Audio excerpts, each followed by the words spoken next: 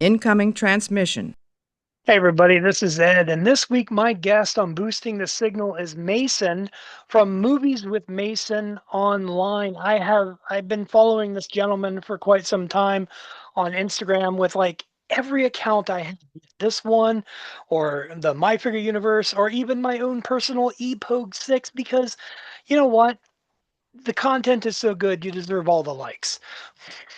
How are you doing, Mason? That's I'm good. Wow, that's very flattering. Thank you. No, you're welcome. Yeah, no, I mean it. Like, I enjoy your reels. I enjoy your content. I'm a movie guy. Any chance to talk movies or watch somebody else that's talking about movies, I'm all about it. And you have a very vast collection that varies, and I dig that. On display. Yeah, yeah. I'll be honest with you. And my wife suggested it, and I didn't do it. I thought about turning my desk around and having my movies behind me. And I thought, no, no, no, no. People are used to seeing the toys.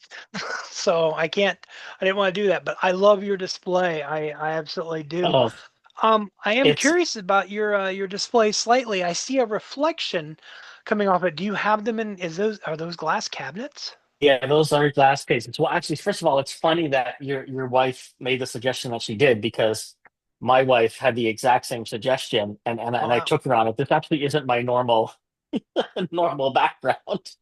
Um, Normally the desk is pointing more in that direction, but there's like nothing on that wall. Oh, It's like wow. a window and I think one poster and like a lamp that we found like on the side of the curb once upon a time. And so my wife's like, if you're gonna be on video, like make sure any part of your collection is actually even in the background so that like it doesn't look like you're calling in from like a crack den or something. Yeah, no, I Okay. love your collection.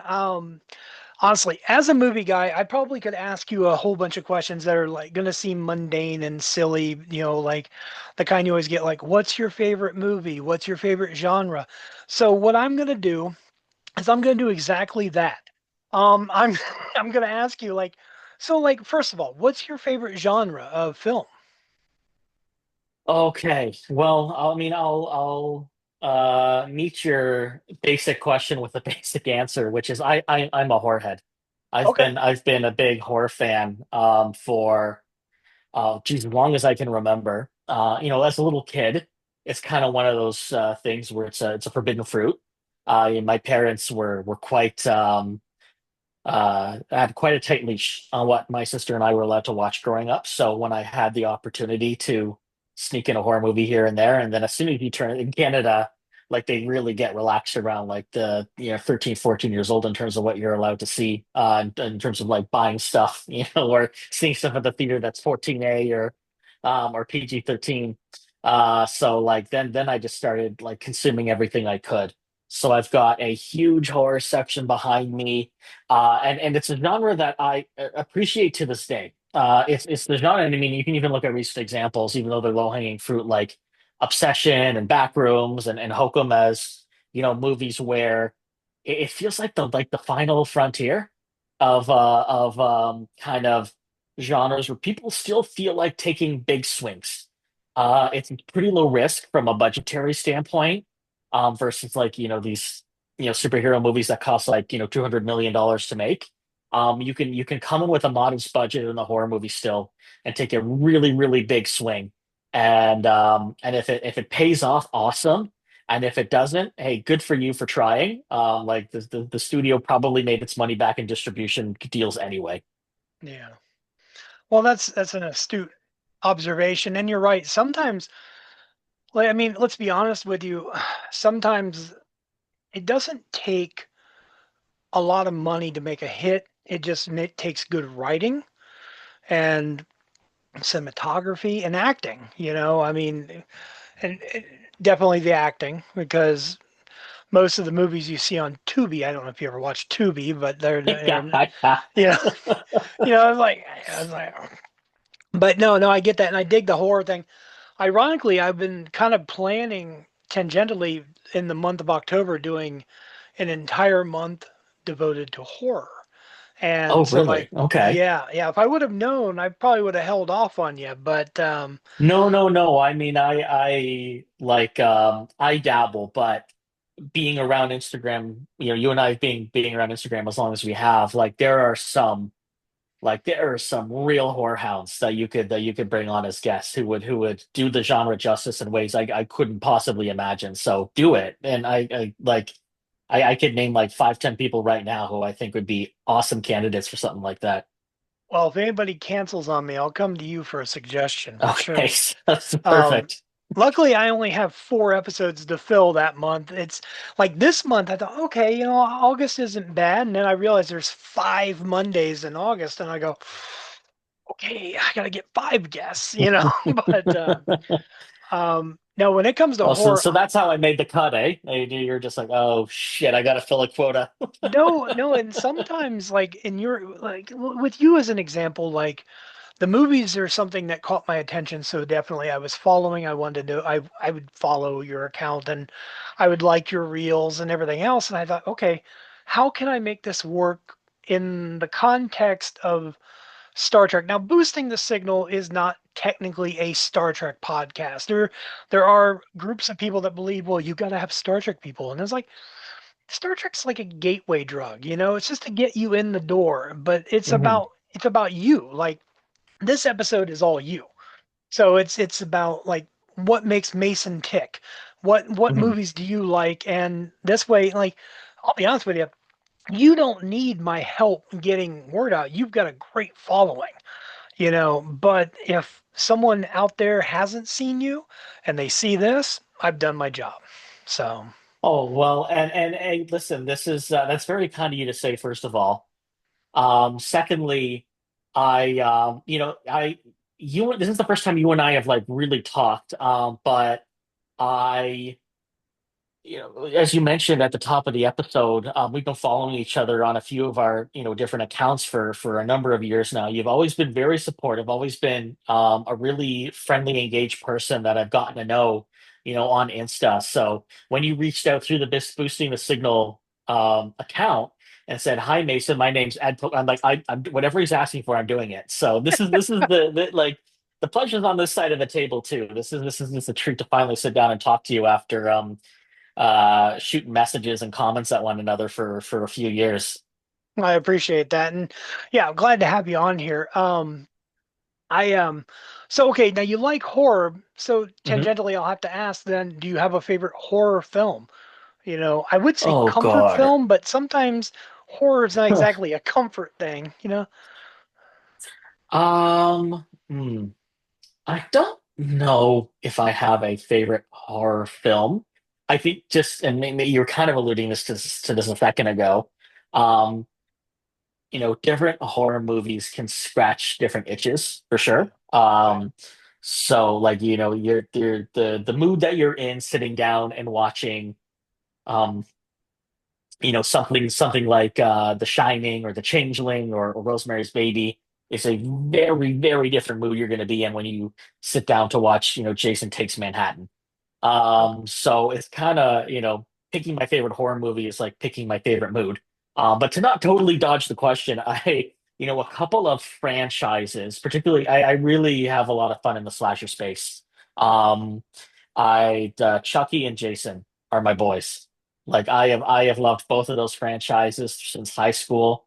I have followed Friday the 13th's been a bit cold over the last decade and change, couple decades almost, geez. Actually, Due to some 20 years now yeah, since the yeah, I last think almost 20 they years.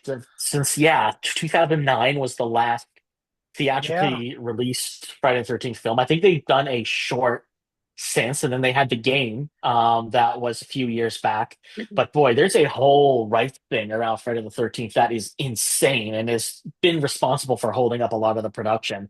Fortunately, Chucky's come to the rescue and has like pumped out some of the craziest stuff on both film and TV, following that character and that band of misfits that franchise has gathered over the generations. And yeah, so Jason and Chucky are my ride or dies when it comes to kind of horror franchises that I stick to. It was funny. I was watching The Pit recently, and if you haven't seen it, spoiler: Brad Dourif turns up in one episode, and I'm like, hey, it's Chucky. It's like Yeah, no, I or as have seen. me as a Star Trek fan, I go, oh, it's Lon Yeah, Suter.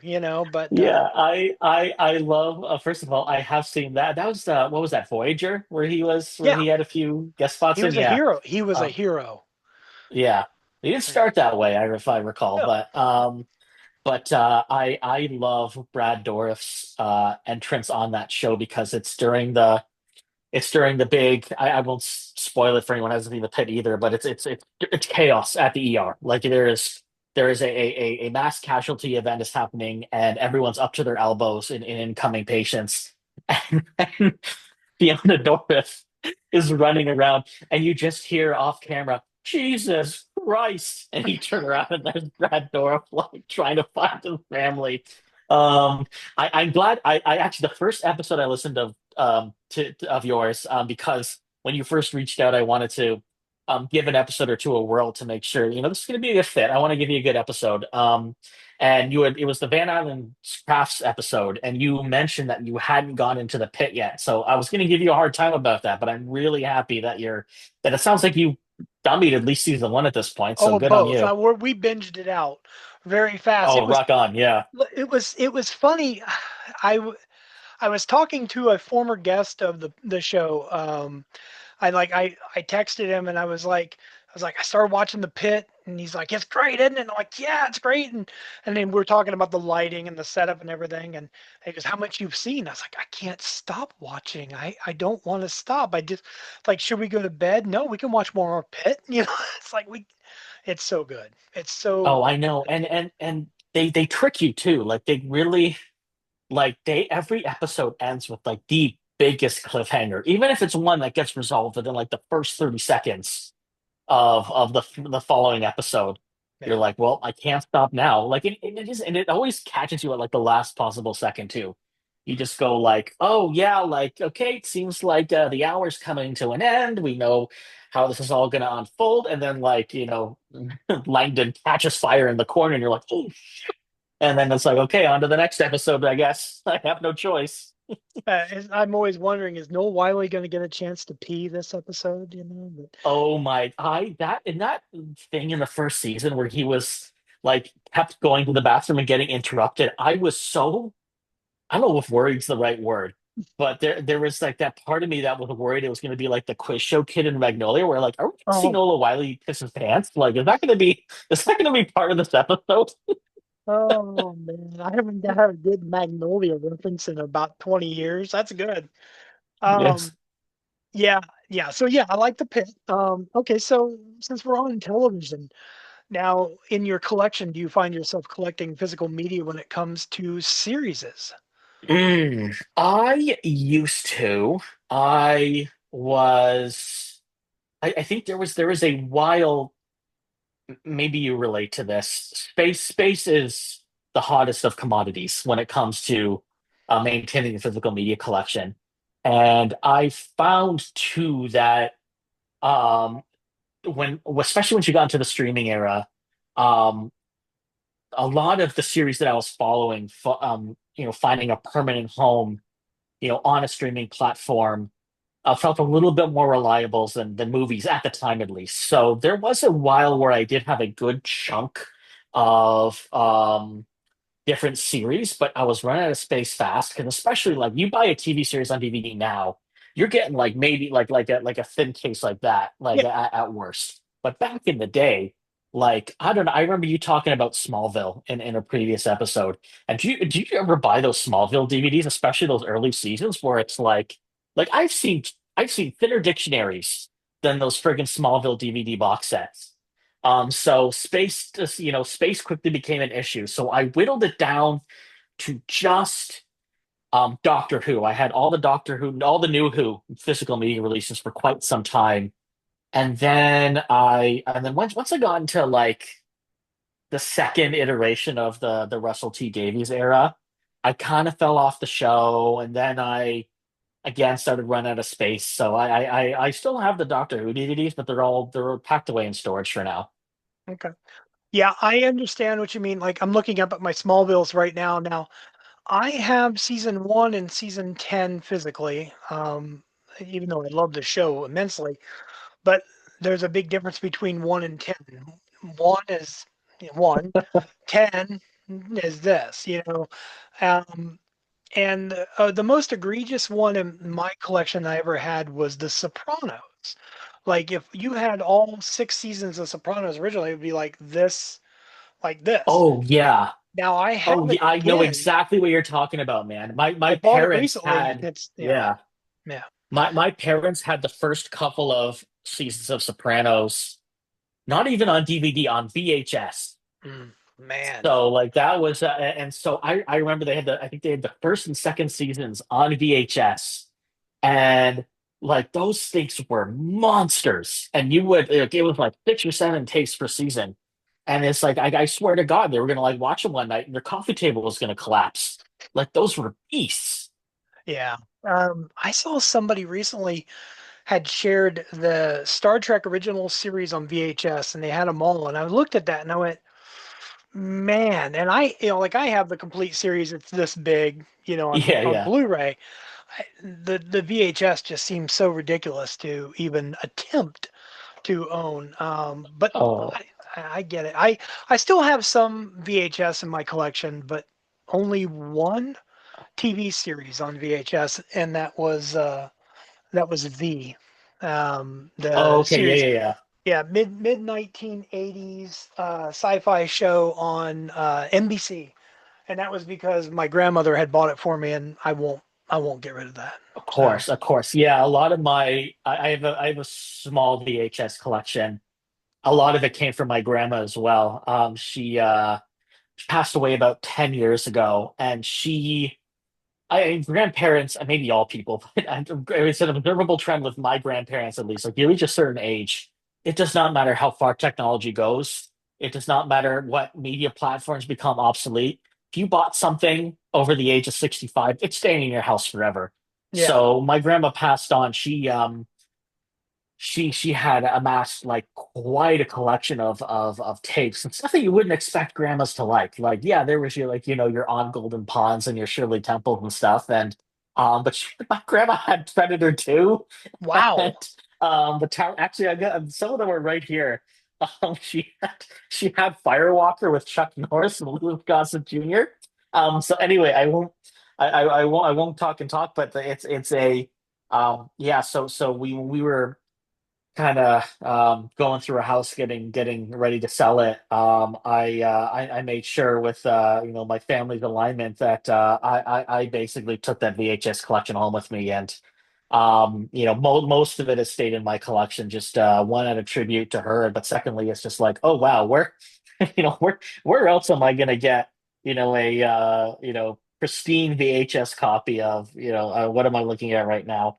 Um, Okay, Blues Brothers 2000. Okay, maybe that's not a good example, but my grandma not a had good it. example, but I understand where you're coming from.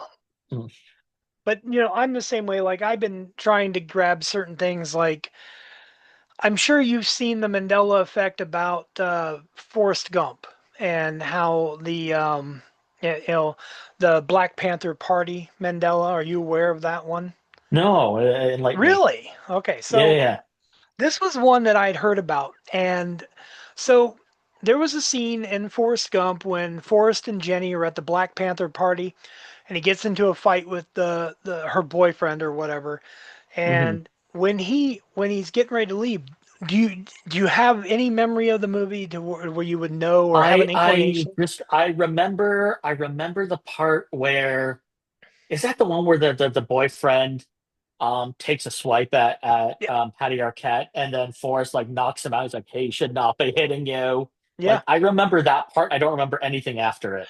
So the Mandela effect is like I remember my friend Brian and multitudes of people when quoting the line, and even if you were to look up memes for it, it says, Sorry I ruined your Black Panther party."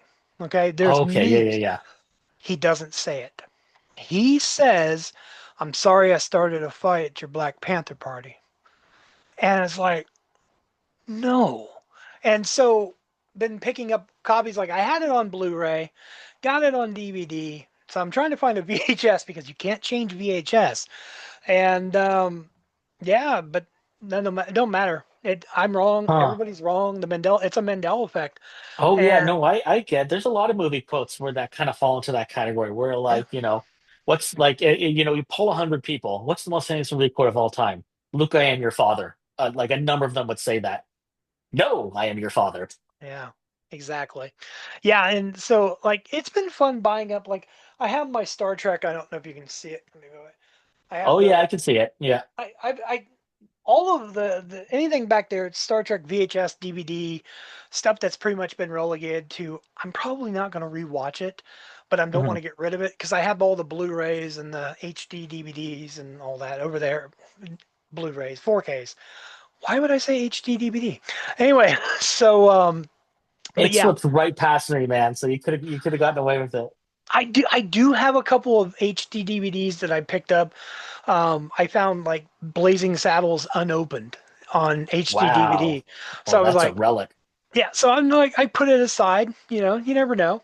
Might be worth something, and my son's children may want to go to college, and well, I'll take the HD DVD and do it. Um, but yeah, TV shows. I thought you were going with that. Is that you were gonna sell it? And you're like, okay, okay, grandson, I got $17 for your college fund. Don't There blow it you all in one place. There you go, boy. Yeah, yeah. I got plenty of TV shows on DVD and Blu-ray as well, but like you, not as many. Not as many. I'm pretty Mhm. picky. Like, um, some of them are like out of print, like Earth 2, Nowhere Man, Taken, stuff like that. Things that you can't really find Oh yeah. readily. You know. Well, I know that there's some instances where like uh certain series get put out, and then like I want to say it was Family Matters that was infamous for this one, where they pumped out the first few seasons like no problem, and then somewhere along the line, changing purchasing trends. I'm sure the packaging and printing and distribution costs weren't great either. Somewhere along the line, whoever put that out, I forget who, I'm sorry, but they decided, no more seasons of Family Matters on DVD. So like you basically like around the time Stefan Urkel started showing up, like the Family Matters DVDs like just stopped existing. I think there was maybe one you could get through one of those commission archive things where they'll print it for you if you pay for it. But like how frustrating would that be? Where it's like Oh, you're just avidly collecting a series, you're avidly collecting some, and then it's just all of a sudden it's like, no, no, you are never going to experience the joy of having a complete collection. So try to sleep now. no, I get it. Family Matters. I'm looking at Family Matters right now. We have seasons 1 through 3. My wife wanted them, and I don't think we ever found 4. Um, and we just, I don't, we, same with another one, House of Pain, Tyler Perry's House of Pain. Oh gosh, that takes me back. Yeah. We have, let's see, 1, 2, 3, 4, 5, 6, 9. We have 9 box sets of that show, um, but they were like pulling teeth to find. Jeez. And it was that were there 9 seasons of that show, or are there still some Well, that it's that still you're trying to? going. It's still going. Oh, it's still going. Yeah, Okay. it went off the air, I think around season 9, 10, somewhere in there, and then it was gone for 9 years. And then they came back and they brought everybody back. And I don't want to call it a revival because the lineage is continuing, the number. Hmm. Um, and I mean, we still watch it on BET. Okay. But like it comes back next month. It's a good show. It's a wholesome show. And But yeah, there's certain things like that that are difficult to find. Like Foster's Home for Imaginary Friends. It was on HBO Max forever. Then they took it away. So we made it a point. We bought them. We had was like we got to get it because I don't want that's something that we watch a lot. It's but yeah. So I get Yeah, it. I can, and you can. Unfortunately, movies aren't exempt from this frustration either, especially if you're a completionist on certain things. One thing I haven't really talked about this on my account, but I plan to is around 20 years ago, I decided that I wanted to be a Sylvester Stallone completionist. And mean that being meaning I wanted to own pretty much every movie that he had ever done on physical media. I was just in like a big Rocky and Rambo kick, and then I got into like some of the other stuff like Demolition Man and Daylight and Cliffhanger and stuff, and I was like, okay, this guy, like, I always knew Stallone was a real G, but like I'm like, wow, I had no idea how many awesome movies this guy did. And so I don't know, I was like 16, and I'm like, you know what? Let's do it. Let's try and gather them all. And I do have them all up there.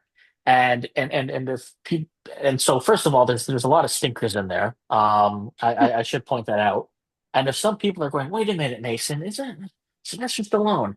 Didn't he own it? Like one of the first movies he ever did was like a softcore exploitation film in like the early 1970s, and and I own that. Oh wow. It's in there. It's not like it was an actual release at some point. Um, but where I'm going with this, other than Mason owns porn, is that the there is especially later in his career, he started doing a lot of those geezer teaser movies that were streaming platform exclusives. No. So things like oh God, I'm blanking on it now. He did like a superhero movie about 3 or 4 years ago. And Oh yeah. I remember hearing about this one. Yeah, I it's on the tip of my tongue. Oh, it's gonna drive me nuts. But You so keep like going. there's like I'll look this. it up. Okay, thank you. And then there was also some stuff that he did like earlier in his career that were like made for TV movies. Or I know that he like his brother made a film in the 90s that he appeared in, but then like they ran into some legal problems and the film never got released. And Oh so like wow. movies like that, I have had to like I will never have a complete collection unless I resort to like getting bootlegs or something. So um Samaritan. thank you. I was nowhere close to that. I said it was on the tip of my tongue. And I was like in like I like, oh, it starts with a D. And D is not anywhere in the word Samaritan, so we would have been here all night. But no, so that's kind of I feel the pain with movies too. Like right up there with TV. Yeah. I've had like biggest egregious things I've done. Like you go through like anybody. We all go through hard times. We have to let things go. Sometimes you think, okay, I'll sell a couple movies, no problem. I can rebuy them at a later date, and then it comes back on you that no, yeah, they're out of print or they're hard to find or something of that nature. And that has happened to me twice. Airheads on Blu-ray was a Oh, yeah, yeah, yeah. yeah. Because I thought, well, My I have it on condolences. yeah, I have it on DVD, no problem. I'll let the Blu-ray go for now. Should have went the other way. Then the other one is Color of Night with Bruce Willis. Um, Not the best movie, but I always enjoyed it, and I let it go. Can't find it now. So Oh man. yeah, but Yeah. Oh, that's unfortunate. it happens. I do have some though. This leads me down to this question: what would you consider is your the most? Well, okay, two. I have two questions. Okay. Two-part question. One, and it might be the same answer. What is the holy grail of your collection? And two, Okay. Okay. what is something that you consider to be the rarest in your collection? Okay. All right. I might need to turn around for some inspiration here. So yeah, what do I have that is like totally out of print? Okay. I so the holy grail of the collection is I mean actually it is a bit of a repeat answer because it was what we were just talking about. The Stallone section is getting really eclectic. Like there's some stuff in there that um he did this movie in like the early 70s that was made for TV. Someone put it on a disc, and it either goes by the title depending on where it's distributed by Rebel or No Way Out. Okay. and I bought that secondhand on DVD, and it cost. And this is a pandemic purchase too, so I'm saying that to know that I wasn't in a good place at the time. That's how I justify that expense. But like it was like $100 Wow. to actually have like a disc copy of that. And so that one I would say is probably one of the rarer things. Like you're not unless you were willing to just take out a second mortgage on a reseller site, like you're not going to find something like that. Um, and then yeah, the Holy Grail of the collection is let me think here. Yeah, so yeah, the Stallone section, just the fact that it's all like how complete it is that I'm quite proud of. This is really great YouTubing, by the way. Now I'm completely facing away from you. That's okay. The Um, audio listeners can't tell. okay, good. Okay, I shouldn't out myself like that. And you know what? This is kind of perhaps a weird way to answer this question, but I there were a couple of instances where I got a movie that should have been way more expensive than it was for an incredibly reasonable price. Oh. So there's a chain of used book and physical media. It's used books and physical media. There's a chain in Toronto called BMV Books. They're a great store, great chain, little chain of stores. And one time I was there this few years ago, and I had been trying to track down all the James Bond movies. I had the EON run like that I had in the box set, so that was easy. Yeah. Now I was looking for like the late 60s Casino Royale, Never Say Never Again with Connery. And I was at B&V and I'm just like so I think well, first of all, I was looking up Never Say Never Again on like Amazon and eBay and stuff. And at that point in time, it actually had been out of print for a little bit. You could either get it on its own or as part of like a bigger Sean Connery box set. Both of them were really pricey. Like we're not talking like hundreds of dollars, but we are talking like more than you should pay for Never Say Never Again. Let me put it that way. And so I'm at B&V Books, and I'm just browsing the James Bond section in the DVD. I'm like, maybe, just maybe, boom, Never Say Never Again is there, and it's like $15. And this is Canadian too, so that's like $9 in your money. Yeah. And I remember bringing it to the front, and it's one of those stores where you have to like they have to go get the disc from the back, so you don't, if you run off of it, you just have a case. Yeah. um and so the guy's flipping through the book, he puts the disc in, and as he's putting the disc in and I'm paying, he goes, "This one's really hard to find, isn't it?" And I finished paying and I take it and I go, "Oh yeah." And I left the store. So, okay, sure, it's not, the coolest, most sexiest Well, it's physical media release in the world, but I love the story.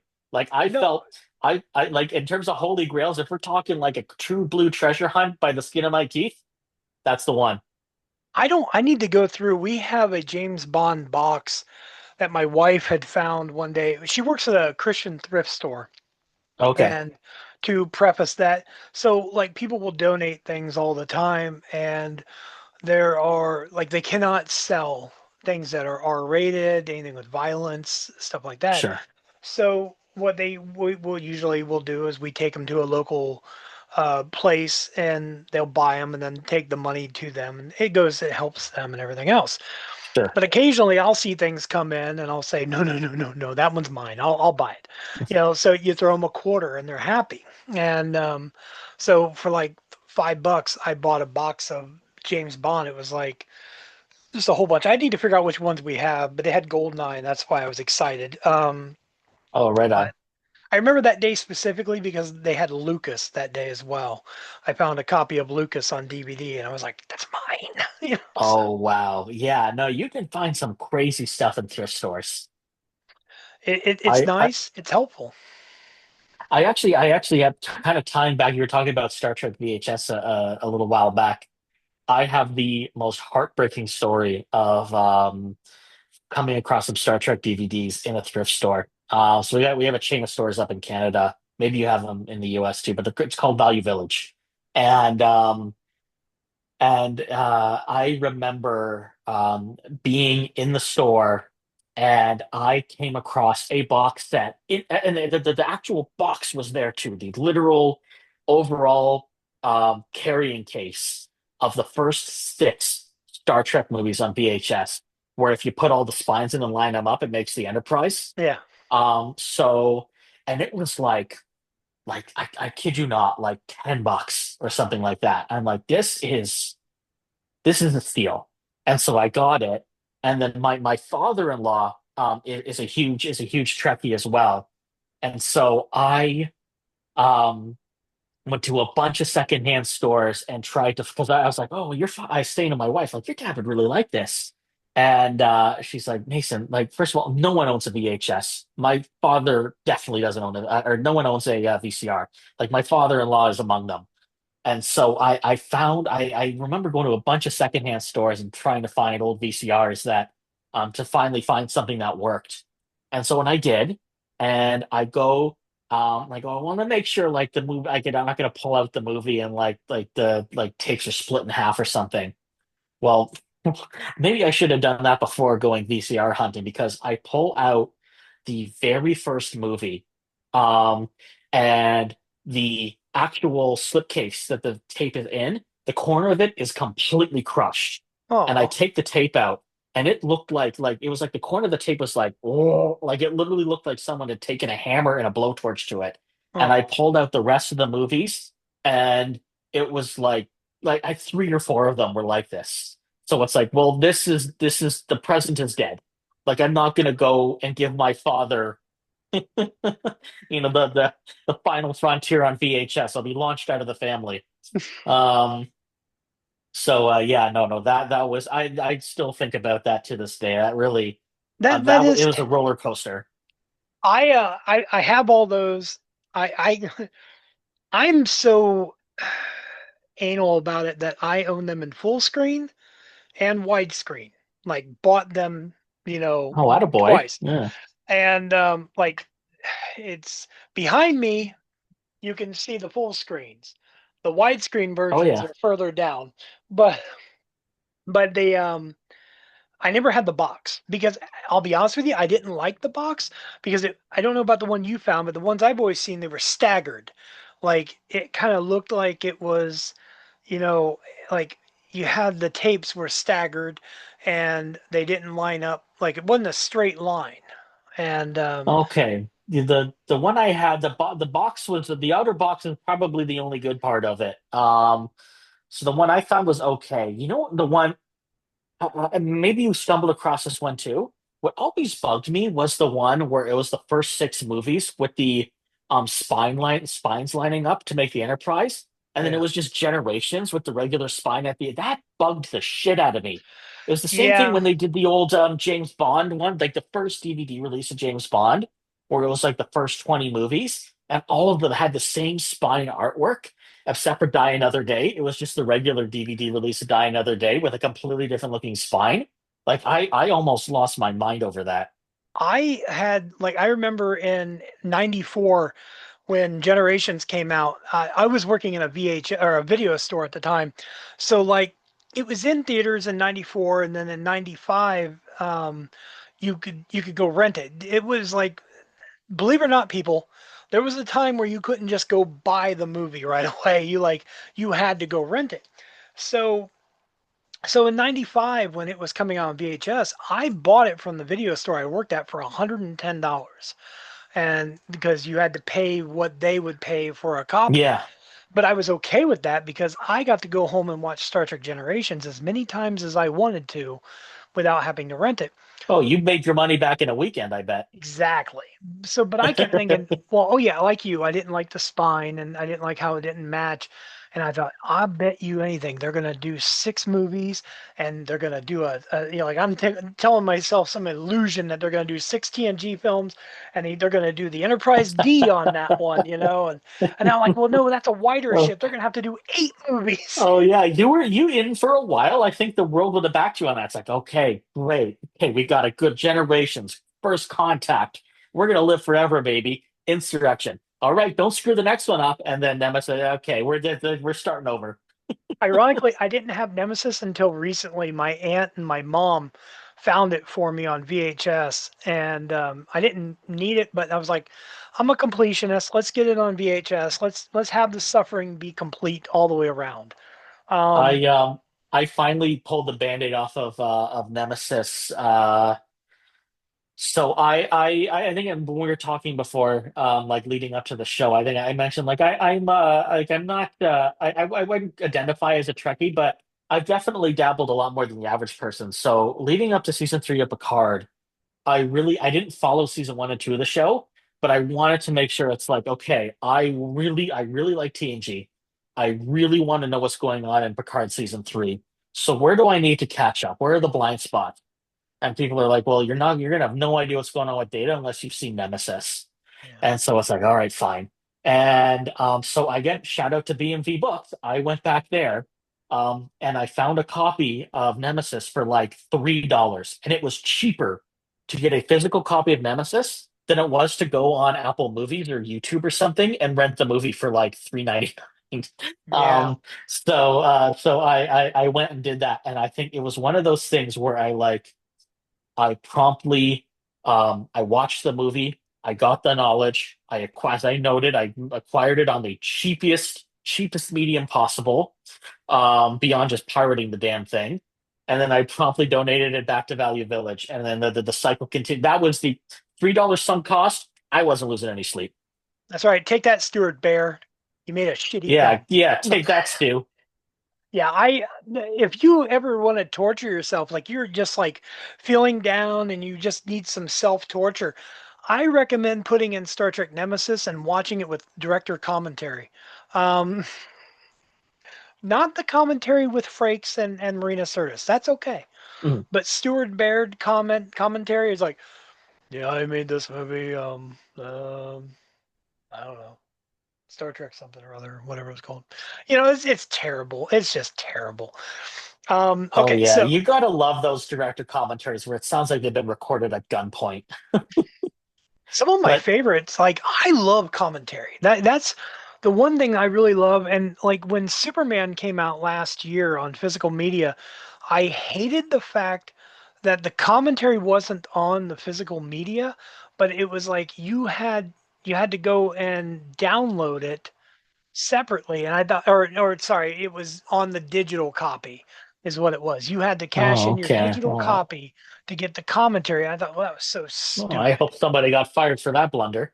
Yeah, I hated it. I mean, sure, I got to listen to it and everything else. I still have questions. I would love to talk to James Gunn because, like, in his commentary, he goes off on tangents and he doesn't really talk about what's on the screen. And there's certain things he didn't talk about, and I'm like, go back, go back. It's like um, some of the best commentaries out there. And I'll ask you, I'll give you mine.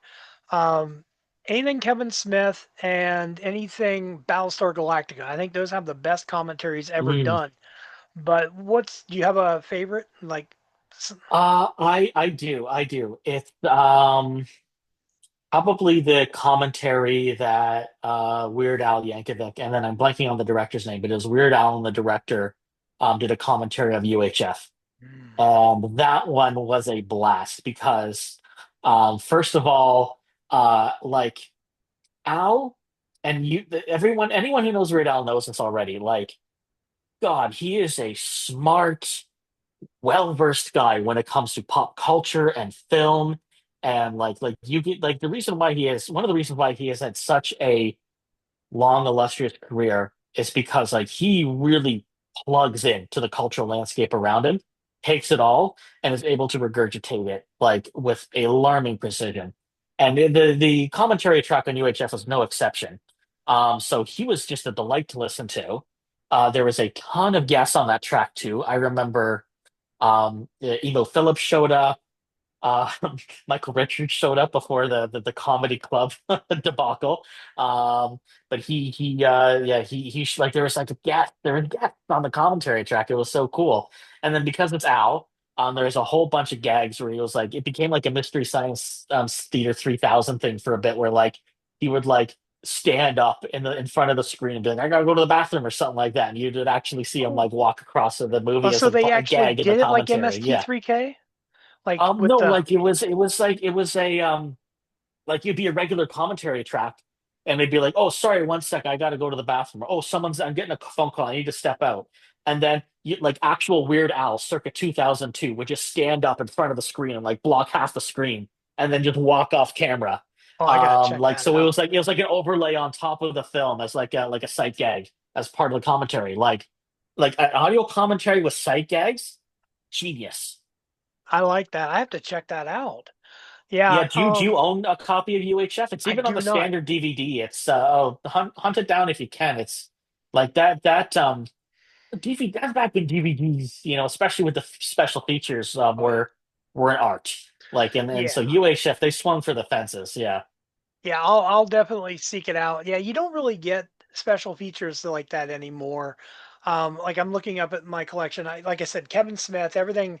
Like I love all the commentaries on the old films, getting everybody back together. You get young Ben Affleck, who just did not give a shit, you know, and talking about how Oh much he yeah, loved yeah. his wife at the time, and we all know that turned out. Or Yeah. yeah, Ben Affleck on the Armageddon track, where it's basically like I think there was like a story where like Ben Affleck on the Armageddon commentary track, like half of it is him just talking about like him calling Michael Bay out on something and Michael being like, "Shut up and read your lines." That's good stuff. Yeah.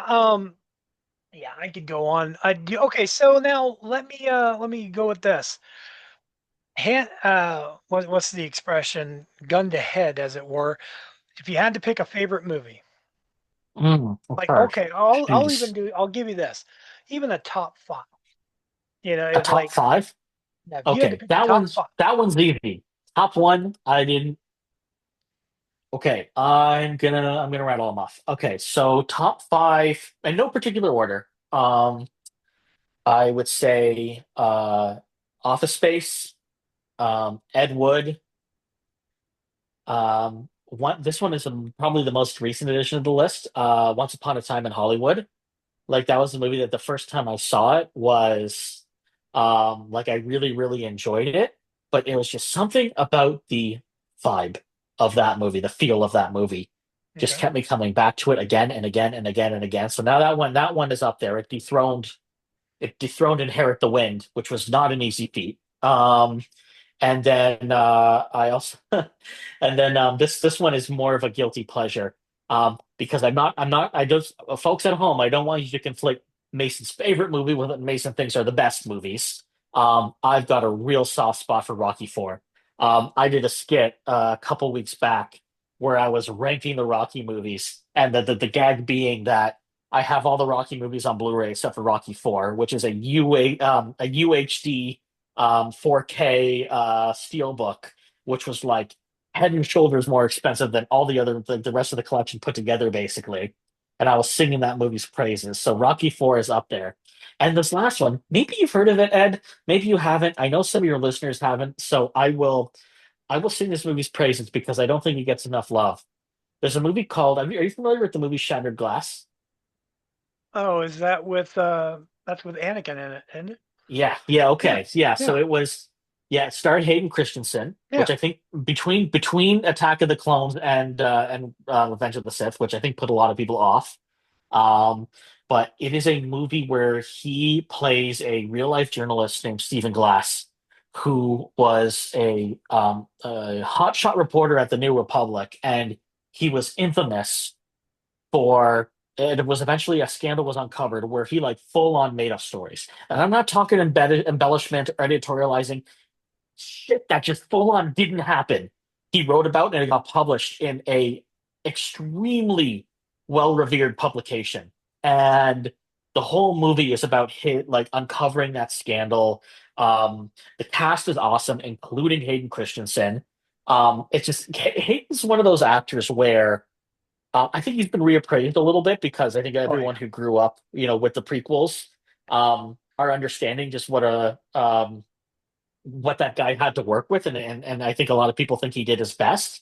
But even the fair criticisms you have with Hayden Christensen, where he's whiny, He's sniveling. He's conniving. Like it's like, okay, if that annoyed you about Anakin Skywalker, they make for a great Stephen Glass. And the supporting cast is also awesome. I have to give a shout out to Peter Sarsgaard, who plays the editor at the New Republic at the time, who uncovered this whole scandal. And Peter Sarsgaard is, I think, he's always been a very good character actor. He is phenomenal, capital P, phenomenal in this film.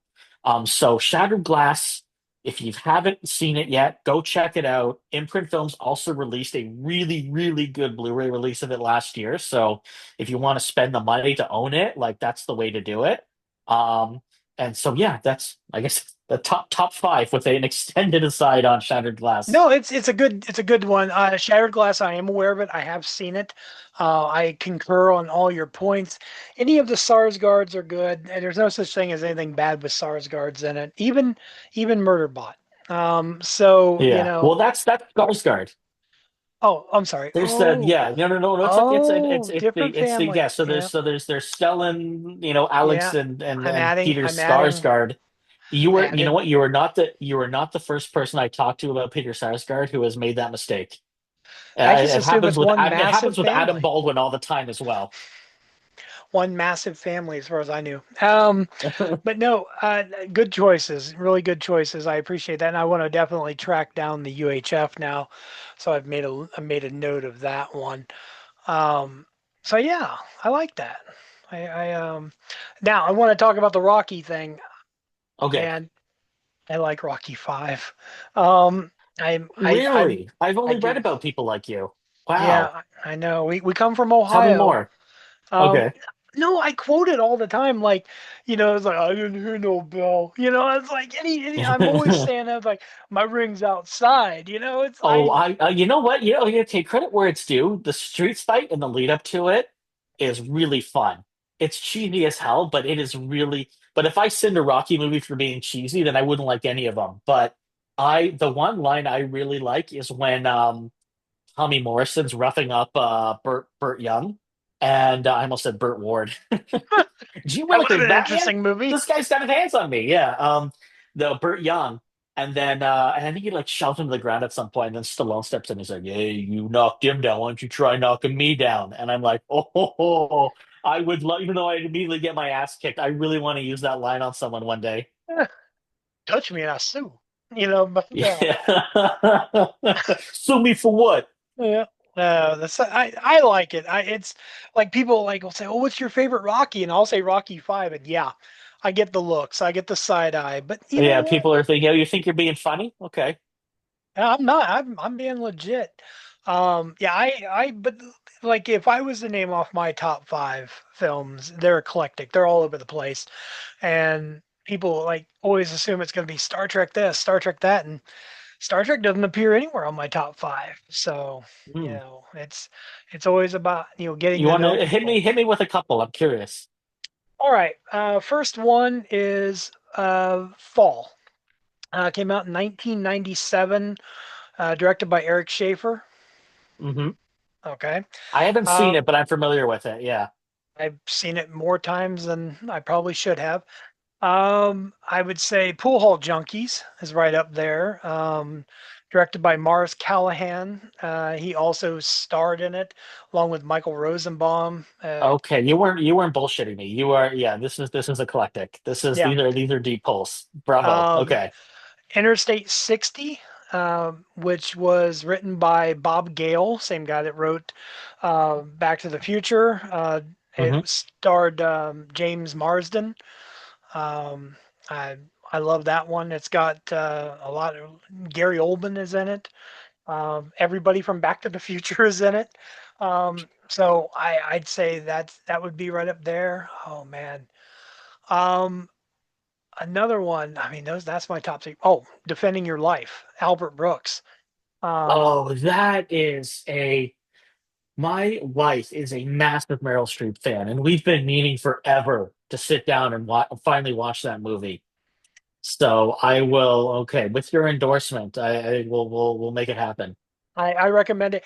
My wife, two holidays back, um, picked up the Criterion version for me, and because all I ever had was the old clam, like not clam, cardboard, snap case. Hmm. And I mean, Hmm. I wore it out. You had to flip the Oh disc yeah. Oh over, yeah. No, no. I know exactly. I've got a few of those behind me where it's just like it's a an ordeal. Like Yeah. you make an afternoon out of opening up and setting up the damn disc. Yeah.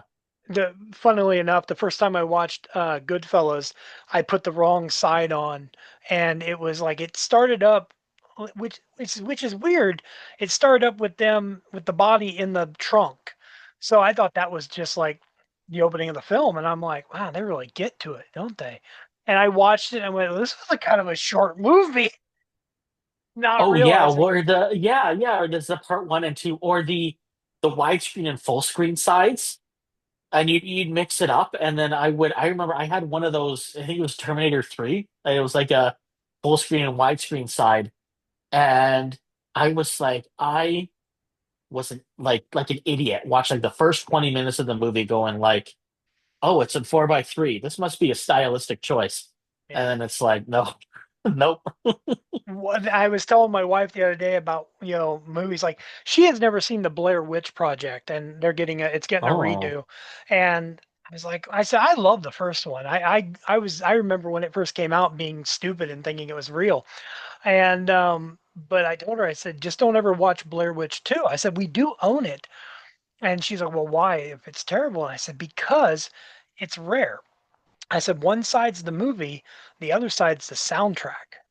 And I always thought that was really cool. wow. And so you got both in one disc. I never heard of that. Okay. Yeah.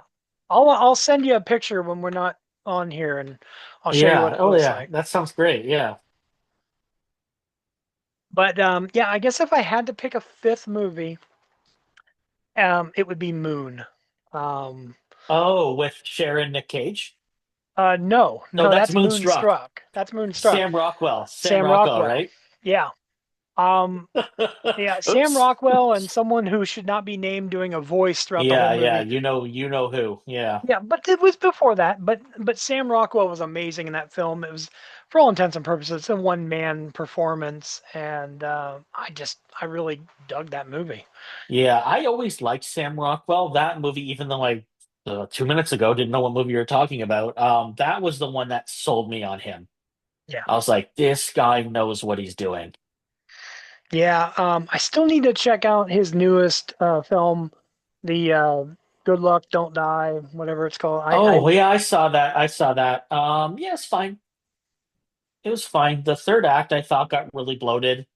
The marketing of the movie kind of bugged me too, even though that shouldn't weigh in on the quality of the film, where um like they were really trying to push like the Gore Verbinski angle, which was a little strange for me. But yeah, no, I went to the theater at the beginning of the year and did a double feature of that and Nirvana the band, the show, the movie. I cannot And find that anywhere. Did that ever get a physical release? Nirvana the band, the show, the movie. Yeah. Oh hell yeah, yeah, I got one. See, I can't find it here. Like I digitally, I can't. I haven't even. I could probably just buy it digitally, but that was one. As soon as I saw the trailer, I was like, I cannot wait to see that. And yes, I had considered going, an illegal route to get it, but when I looked, I couldn't even find it that way, and it was frustrating. Well, I think that they broke news. I don't know. This is in Canada, at least. I don't know if this is the case in the States. Okay. But Hulu's just kind of got sucked into Disney Plus in Canada. Like it's not Yeah. a separate streaming service. So it is getting dropped on Hulu via Disney Plus, the show, Nirvana the band, Oh. the show, Okay. on that platform. So I don't know if that extends to the movie or not. The rights are a little bit of a mess because the show was produced by a company that's since gone under. Okay. So like for a while, I think distribution for the show has always been a little tricky. No idea how it ended up impacting the film, but I hope if it does drop on Hulu in the States, I hope the movie ends up there too because it's like you don't have to be from Toronto to get something out of that movie. It was so much fun. Yeah, it really caught my attention. It's definitely something that I want to see, and I will investigate and keep my ear to the ear to the. I'll Yeah, listen for ouch. it. Yeah, I'll keep my ear on something. Mason, I got to tell you, this has been wonderful. We're coming up on our time. Otherwise, I'd end up talking to you for 6 hours, and it would become a Ken Burns film. But I do want to give you a chance to tell anybody where to find you on socials so they can go looking Oh for you. yeah, sure, sure. Thank you. Yeah, no, I just it's funny. Like a second ago, I was just like, it has been an hour already, and like, no, I don't want this to stop either. But the you can find me in a few different places. Movies with Mason, all one word on Instagram. So I post skits there 3, 4 times a week. Try and make it movie and physical media related stuff. I really try and hone in on some of the relatable bumps in the road that we all experience as movie lovers and movie collectors at times. And then if you're not on Instagram, I also post the similar skits on TikTok. I just got on TikTok a few weeks ago. And so that's movies dot with dot Mason. And then also you can follow me on Letterboxd, also under movies with Mason. So yeah, I keep all of those platforms super up to date. So would love to see you there. All right. Well, I appreciate that. And I'll make sure that's all, on the screen and everything for everybody else. Mason, stick with me for a couple minutes afterwards, but I want to tell you thank you again for this. It's been wonderful. And if I ever need to talk horror films or comedy or, anything, I'll definitely come back to you and be like, all right, we got to do Oh another well, yeah. movie episode. This was a pleasure as well. Thank you very much. I do apologize again for the technical hiccups at the beginning, but I'm glad I got it sorted so that we could have a show. No, no, no, And no need to yeah, apologize. It's okay. this was a blast, man. I gotta say, like as I said to you at the top of the show, or before actually we started recording, when you invited me on, I ended up falling down a bit of a rabbit hole. And you have had some accomplished people on the show, and you called a bum who makes skits in his basement to talk with you today, and that was I'm very humbled by that. This was all kidding aside, this was a blast. Thank you.